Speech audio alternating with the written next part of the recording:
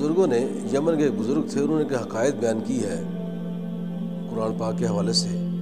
وہ فرماتے ہیں کہ قرآن پڑھنا جس طرح شفا ہے، مختلف بیماریوں کی شفا ہے، انسان کی روحانی بیماریوں کی شفا ہے،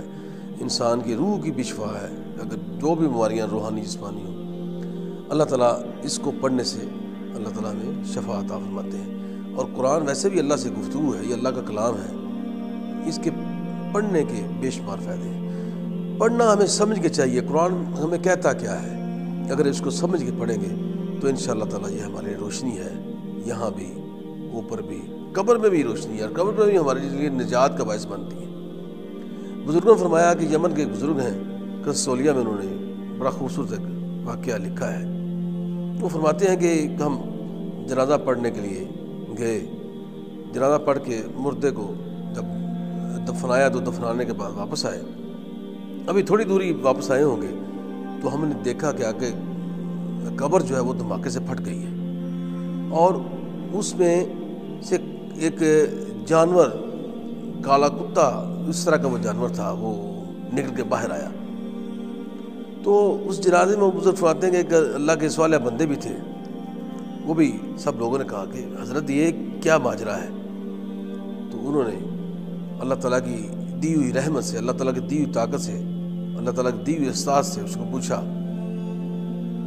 کہ اے بلا، تو کون ہے اور تجھے قبر سے کس نے نکالا؟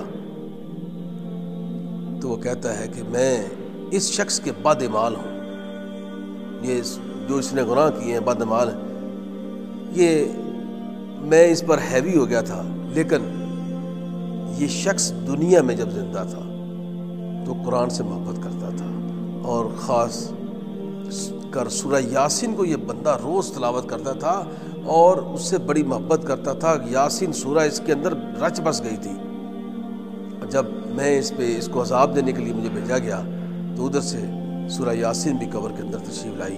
اور اس نے اللہ تعالیٰ سے دعا کی کہ اللہ، یہ بندہ ساری زندگی مجھے پڑھتا رہا ہے، لہذا یہ جو بلا آئی ہے یہ یہاں سے چلی جائے۔ جو ہی یہ سارا پروسیس ہوا تو اللہ تعالیٰ کی رحمت سے، سورہ یاسین کی وجہ سے مجھے وہاں سے مار پڑی، اور میں وہاں سے قبر پھٹی اور میں وہاں سے نکل آیا اور آپ نے مجھے دیکھا۔ وہ بزرگ فرماتے ہیں کہ دیکھیں،